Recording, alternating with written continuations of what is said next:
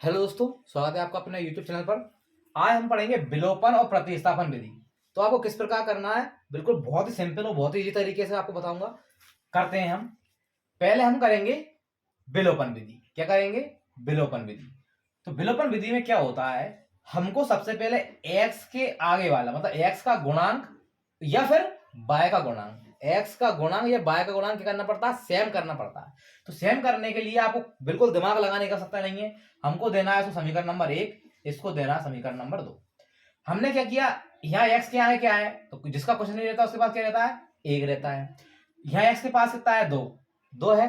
तो आपको क्या कर देना है, 2 का गुणा ऊपर वाले समीकरण में कर देना है और 1 का गुणा नीचे वाले समीकरण में कर देना है, ताकि क्या है, x की वैल्यू क्या हो जाएंगी, सेम हो जाएंगी। तो हमने नीचे वाला जो 2 था उसका गुणा किसमें किया, ऊपर वाले में किया। अब x के आगे इसमें क्या है, 1 है, तो इसका गुणा क्या करेंगे हम, यहाँ कर देंगे। समझ में आया इतना? अब गुणा कर देते हैं हम।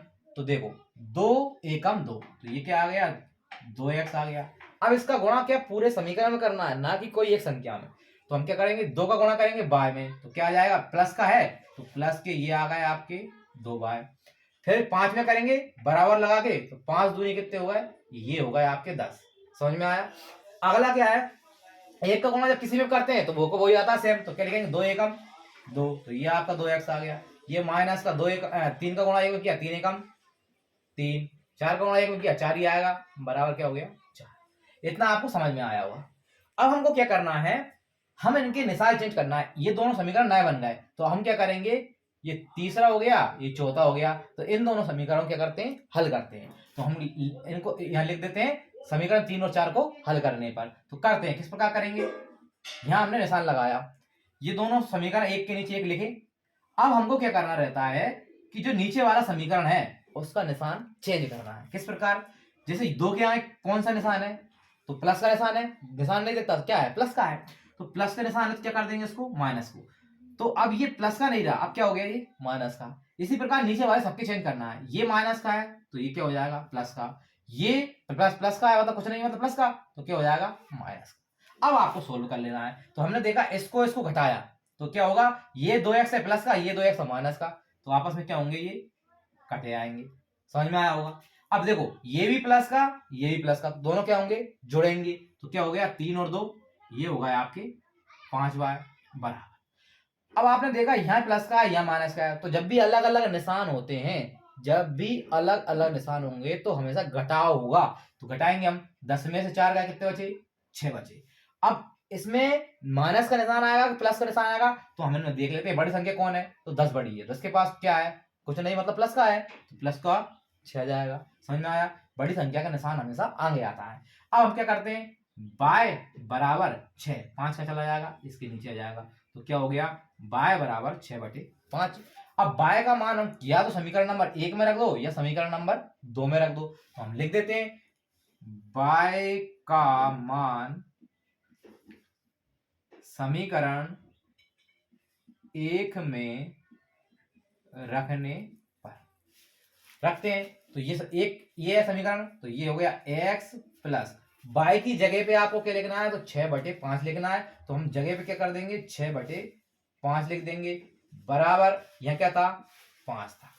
अब हमको मालूम है जिसकी वैल्यू निकालना, हम उसको वहीं रखते हैं और बाकी सबको उधर ले जाते हैं। तो हम करेंगे, ये हो जाएगा आपका x बराबर, ये हो जाएगा 5 माइनस, क्योंकि ये प्लस का था, उधर जा किसका होगा, माइनस का। जो प्लस का होता है वो माइनस का होता है, जो माइनस का होता है वो प्लस का होता है, तो उधर जा किसका हो जाएगा, माइनस का। ये हो जाएगा 6/5।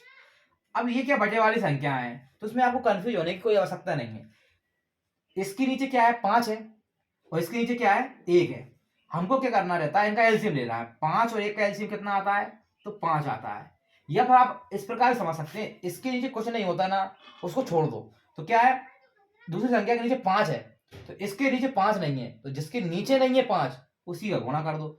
जिसके नीचे जो नहीं होता उसी का गुणा हम कर देते हैं। तो 5 के नीचे कौन नहीं है, 5 नहीं है, 6 के नीचे 5 है, इसके नीचे 5 होना चाहिए, नहीं है, तो क्या करेंगे, इसका गुणा हम इसमें कर देंगे। तो क्या होगा, ये हो गया 25। तो जैसे ही गुणा किया तो इन सबके नीचे क्या आ जाएगा, 5 आ जाएगा, ये माइनस के 6। एक्स बराबर कितना आ जाएगा, 25 में 6 जाएंगे, क्या बचाएंगे, 19, नीचे क्या आ जाएगा, 5। तो एक्स की वैल्यू क्या आ गई आपकी, 19/5 आ गई। अब हम इसी को आपका प्रतिस्थापन विधि से सॉल्व करना बताएंगे। तो पहले ये आपको समझ में आ गया, इसका आप स्क्रीनशॉट भी ले सकते हैं।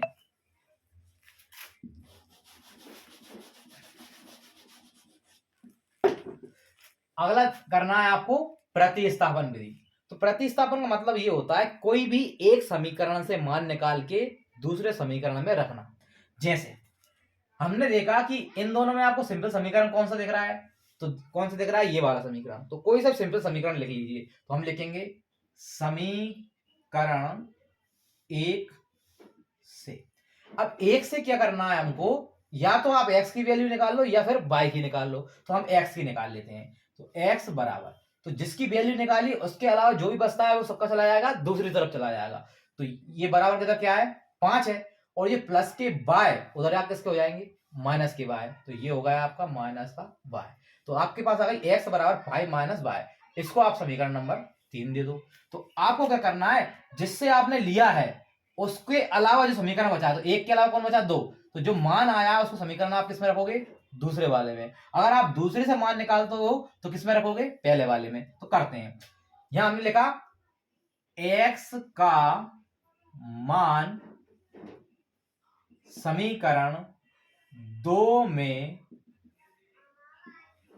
रखने पर। तो आपको क्या करना है, जो एक से मान निकाला तो कहां रखोगे, 2 में। अगर 2 से निकाला होता कहां रखते, 1 में। तो रखते हैं। ये हो गया आपका 2x, यहां है 2। और आपको x की जगह क्या लिखना है, 5 माइनस बाय। तो आप लिख देंगे 5 माइनस बाय। x की जगह पे लिख दिया, कोष्टक बंद कर दिया, माइनस ये आपके 3y है ही, बराबर कितना है, 4। अब आपको क्या करना है, गुणा करना है किसका, बस ये जो आपका कोष्टक में दिया उसका। तो देखो 2 का गुणा 5 में हुआ कितना आ जाएगा, 10 आ जाएगा। बीच में क्या है, माइनस, तो माइनस लगा दिया। 2 का गुणा बाय में हुआ कितना आ गया, 2y। ये माइनस के 3y पहले से थे, इसमें गुणा नहीं होगा क्योंकि ये बस इसका ही था। बराबर कितने हैं आपके पास, 4 है। अब आपको क्या करना है, जो संख्या है उनको दूसरी तरफ ले जाओ। देखिए ये बाय की फॉर्म में, ये बाय की फॉर्म में, दोनों सोल्व हो जाएंगे। तो देखा हमने, ये भी माइनस का था, ये भी माइनस का था।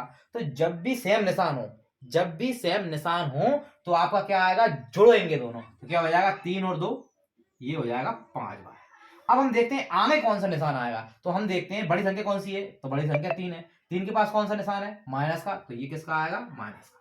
ये जो 10 है उस तरफ चला जाएगा, तो ये हो जाएगा 4। 10 उधर जाकर किसका हो जाएगा, ये प्लस का था, इधर जाकर हो गया माइनस का।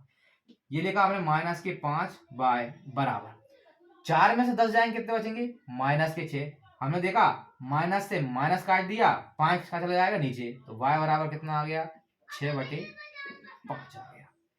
जो वैल्यू हमारे विलोपन से आई थी वही आपकी प्रतिस्थापन से भी आएगी। ये y की वैल्यू आएगी। अब आपको x की वैल्यू निकालने के लिए कुछ नहीं करना, जो आपने समीकरण नंबर 3 बनाया था उसी में वैल्यू रख देना है। तो हमने y का मान समीकरण 3 में रखने पर क्या रखेंगे, तो हमने रखा, देखिए ये समीकरण नंबर 3 था। तो क्या हो जाएगा आपका, x बराबर 5 माइनस बाय की जगह कितना लिखना है मुझे, 6/5। तो मैं लिख देता हूं 6/5। बस वही करना है क्या, 5 के नीचे, देखो इसके नीचे 5 है, इसके नीचे 5 नहीं है। तो जिसके नीचे जो नहीं होता उसी का गुणा कर देते हैं। तो इसके नीचे 5 नहीं, 5 का गुणा इसमें कर दो। तो क्या हो गए, 5×25 माइनस के 6 कितना आ जाएगा, 5 आ जाएगा। अब वो सोल्व कर दो आप, कितना, 25 में 6 का कितने बचे, 19/5। ये आपकी x की वैल्यू आ गई। तो आप समझ पा रहे होंगे विलोपन और प्रतिस्थापन से कितना इजी क्वेश्चन है। बस आपको ये बस स्टेप बाय स्टेप याद रखना है किस प्रकार हमको करना है। आपका दोनों में क्या आएगा, सेम ही आंसर आएगा, चाहे विलोपन से कर लो चाहे प्रतिस्थापन से। अगर आपको वीडियो पसंद आई हो तो आप चैनल को सब्सक्राइब कर लीजिए।